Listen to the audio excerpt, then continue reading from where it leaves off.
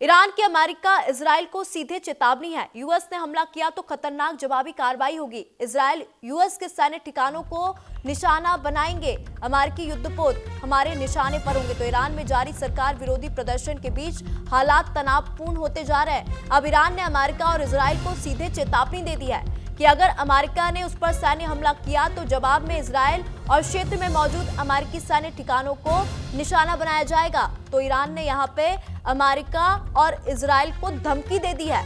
इससे पहले इजरायली सूत्रों ने दावा किया था कि किसी भी अमेरिकी दखल की आशंका को देखते हुए इजराइल हाई अलर्ट पर है। ईरानी संसद में बोलते हुए स्पीकर मोहम्मद बाकिर ने कहा कि अगर ईरान पर हमला हुआ तो इजराइल और अमेरिकी सैन्य अड्डे और युद्धपोत हमारे निशाने पर होंगे। और यह भी कहा कि ईरान की रिवोल्यूशनरी गार्ड्स से जुड़े रहे और उनका ये बयान बेहद अहम माना जा रहा है। तो यहाँ पे ईरान ने अमेरिका और इजराइल को सीधे धमकी दे दी है और ईरान ने साफ तौर पे ये कहा है कि अमेरिका अगर हमला करता है तो उसका अंजाम बहुत बुरा होगा। और ये भी कहा है कि यूएस अगर हमला करता है तो खतरनाक कार्रवाई की जाएगी।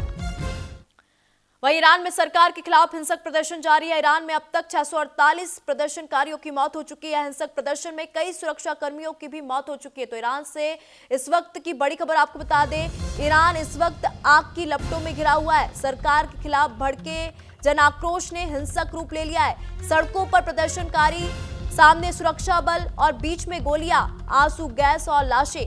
ताजा रिपोर्ट्स के मुताबिक अब तक 648 प्रदर्शनकारियों की मौत हो चुकी है। इन झड़पों में कई सुरक्षा कर्मी भी मारे गए। यानी हालात इतने बेकाबू हो गए कि अब ये सिर्फ प्रदर्शन नहीं बल्कि खुला टकराव बन चुका है। मेरे साथ लगातार consulting editor Yusuf Ansari ji news room से लाइव बने हुए हैं। यूसुफ जी, अगर ईरान की इस वक्त बात कर ले तो 100 से ज्यादा शहरों में हालात जो हैं भयंकर हो चुके हैं। महंगाई, बेरोजगारी और सरकारी दमन से अब नाराज यहाँ पे जनता है और लगातार विरोध प्रदर्शन हो रहा है। मौत का आंकड़ा भी बढ़ चुका है। जो मौत का आंकड़ा कल 600 था, आज 648 हो चुका और ये आंकड़ा बढ़ भी सकता है। देखिए, ईरान के हालात अब बद से बदतर होते जा रहे हैं। जैसे कि पहले भी मैंने आपको बताया था कि वहाँ पर हालात बेकाबू हैं। ईरान सरकार प्रदर्शनकारियों से बात नहीं कर रही है और प्रदर्शन का दायरा बढ़ता जा रहा है।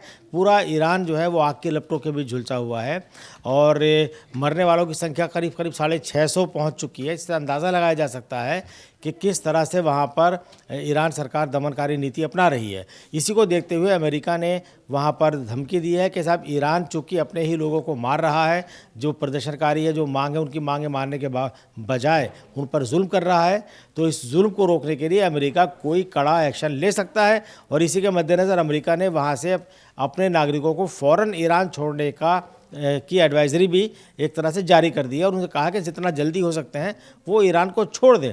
अगर उन्हें फ़्लाइट नहीं मिल रही है तो ज़मीन के रास्ते से छोड़ दें और जो लोग ईरान नहीं छोड़ सकते हैं तो वो अपने जहां वो रह रहे हैं वहीं पर रहें और लंबे समय के लिए अपने पास खाने पीने का सामान इकट्ठा करके रखें, क्योंकि अमेरिका के इरादे बिल्कुल साफ़ है। और उसी तरह से ईरान को भी लगता है कि साहब, अमेरिका उनके ऊपर कार्रवाई करेगा तो ईरान ने भी जवाबी धमकी दी है कि साहब, अगर उनके ऊपर हमला किया गया तो ईरान उसका मुँह तोड़ जवाब देगा। तो कुल मिलाकर के हालात ईरान के ख़राब है और अमेरिका वहाँ तख्ता पलट करने पर पूरी तरह से आमादा है। लगातार ये कोशिशें हो रही हैं कि ये कहा जा रहा है कि कभी भी वहाँ तख्ता पलट के लिए अमेरिका कोई बड़ा एक्शन कर सकता है। हाल ही में अमेरिका ने वेनेजुएला में किस तरह से 30 मिनट के ऑपरेशन में वहाँ के ऊपर राष्ट्रपति को बंदी बना लिया था उनकी पत्नी के साथ और वहाँ ला के मुकदमा चलाया। उसके बाद से ट्रंप जो है वो बहुत आक्रामक है, वो लगातार कई देशों को धमकी दे रहे हैं। ईरान अगला निशाना है, वेनेजुएला के बाद अगला निशाना अमेरिका का ईरान है और ईरान में अंदरूनी हालात चूँकि बहुत ज़्यादा ख़राब है, इसलिए अमेरिका को एक बहाना भी मिल गया है कि वहाँ पर अमेरिका दखलंदाजी करे। इससे पहले अमेरिका का पूरा इतिहास रहा है कि इराक में अमेरिका ने किया था, लीबिया में अमेरिका ने किया था और अमेरिका ने पहले भी कुछ दिन पहले भी अगर हम देखें तो ईरान के जो जहाँ पर ये माना जाता है कि साहब ईरान का परमाणु कार्यक्रम वहाँ चलता है, वहाँ पर अमेरिका ने बमबारी की थी। तो कुल मिला के अमेरिका और ईरान के बीच रिश्ते काफ़ी तल्ख हैं और इन प्रदर्शन जिस तरह से सरकार के खिलाफ ईरान में प्रदर्शन चल रहा है, प्रदर्शनकारी लगातार सड़कों पर हैं और वो झुकने का नाम नहीं ले रहे, उससे लगता है कि तनातनी और बढ़ेगी और ईरान सरकार के खिलाफ प्रदर्शन का दायरा अभी और बढ़ेगा, ऐसा लगता है। बिल्कुल यूसुफ जी, और ये तो पूरी दुनिया जानती है कि खामनेई जो है वो अमेरिका के लिए सिरदर्द तो बने हैं। जिस तरीके से अमेरिका ने अपने नागरिकों के लिए एडवाइजरी जारी की कि ईरान को छोड़ दो, तो वहीं ईरान ने भी यहाँ पे इजराइल और अमेरिका को खुली चेतावनी दे दी है। ईरान का साफ तौर पे यहाँ पे ये कहना है कि अगर हमला होता है तो इसका जो अंजाम होगा बहुत बुरा होगा। हालांकि इस प्रदर्शन के बीच खामनेई ने राष्ट्र को संबोधित करते हुए एक बयान दिया था। वो बयान ये दिया था यूसुफ जी कि ये जो प्रदर्शन है और प्रदर्शन जो कर रहे हैं वो भाड़े के विदेशी एजेंट है जिनको हम बर्दाश्त नहीं करेंगे, और सीधा उन्होंने अमेरिका पर निशाना साधा था। देखिए, ईरान जो है वो कोई छोटा देश नहीं है, वो भी काफ़ी मजबूत है सामरिक रूप से। अगर हम देखें उसका डिफेंस सिस्टम काफ़ी मजबूत है। आपने देखें कि उसने इजराइल पर भी पिछले दिनों हमला किया था। अब अकेला ईरान एक ऐसा देश है जो इजराइल से टक्कर ले सकता है या इजराइल को उसने जवाबी कार्रवाई उसने की है और अभी भी वो धमकी दे रहा है। दूसरी बात यह कि कोई भी एक संप्रभु देश है, सॉवरेन देश है, उसकी नीतियाँ चाहे जैसी हों, लेकिन अगर उस पर कोई दूसरा देश हमला करता है तो उसे जवाब देने का पूरा अधिकार है।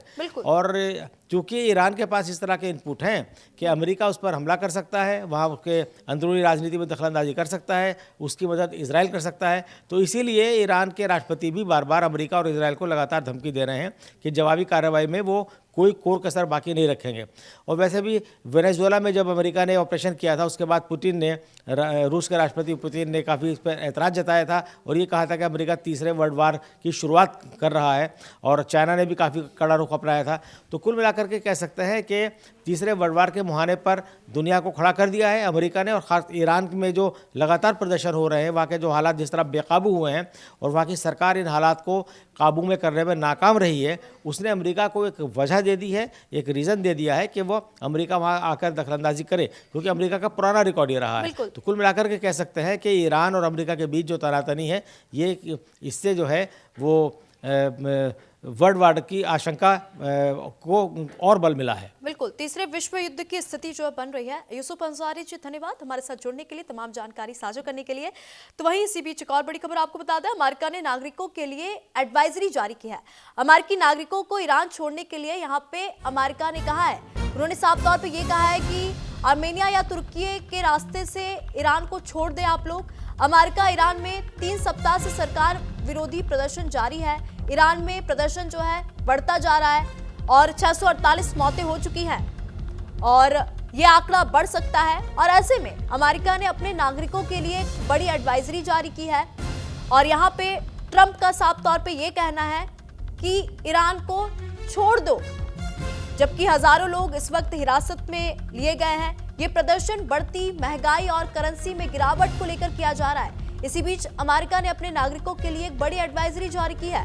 अमेरिकी एम्बेसी की ओर से जारी एडवाइजरी में यह कहा गया है कि पूरे ईरान में विरोध प्रदर्शन बढ़ रहे हैं और हिंसक रूप ले सकते हैं, जिसके कारण जो गिरफ्तारियां हैं वो बढ़ सकती हैं और ज्यादा लोग घायल हो सकते हैं। बताया ये जा रहा है कि सुरक्षा के कड़े इंतजाम और सड़कों के बंद होने के कारण सार्वजनिक परिवहन मिलने में मुश्किलें आ रही हैं।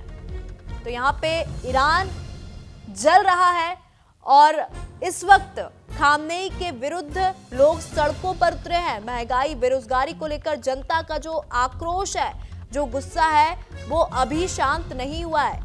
अगर ईरान की बात करें तो इंटरनेट, फोन सेवाएं, सब कुछ पूरी तरह से बंद है। 648 लोगों की मौत हो चुकी है। कई सारे प्रदर्शनकारियों को गिरफ्तार किया जा चुका है। खामनेई के विरुद्ध अभी भी प्रदर्शन जारी है।